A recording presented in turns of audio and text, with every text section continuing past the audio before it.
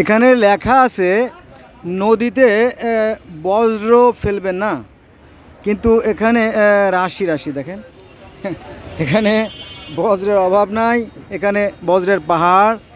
তারপরে লেখা আছে দ্বিতীয় স্টেপে যে নদী বাঁচলে বাঁচবে দেশ, ফিরিয়ে আনবে সোনার দেশ। কিন্তু নদীর অবস্থা খুব একটা ভালো না, কারণ বিভিন্ন স্থাপনা দিয়ে এটাকে দেখেন একেবারে দখলে দুশলে সয়লাব করে ফেলাইছে।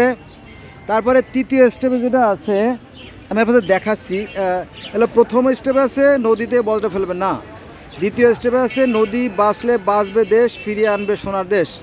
এটা তো জানলাম। এরপরে তৃতীয় স্টেপে যেটা আছে, আচ্ছা একটু বড় করে দেখি, তাই না? এই দেখেন কি লেখা এখানে বলা আছে যে নদীতে অবৈধ স্থাপনা নির্মাণ করবেন না। অথচ হাস্যকর হলেও সত্যি যে এখানে অবৈধ স্থাপনা অলরেডি হচ্ছে, এবং বিশাল বিশাল স্থাপনা দেখেন, এই যে দেখেন,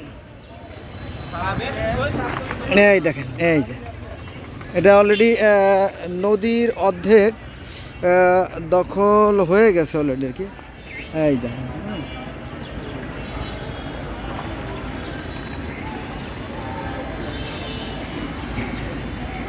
এগুলো সবই অবৈধ স্থাপনা আর কি।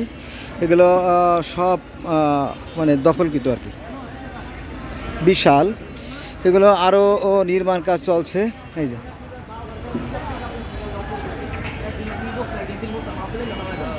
হ্যাঁ,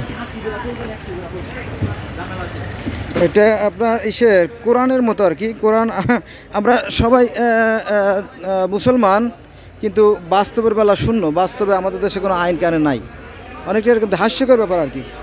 এর মধ্যেই আমাদের চলতে হচ্ছে, এর মধ্যেই পথ চলা আর কি। দেশে আইন আছে, শুধু মুখে মুখে, বাস্তবে কোনো আইন নাই।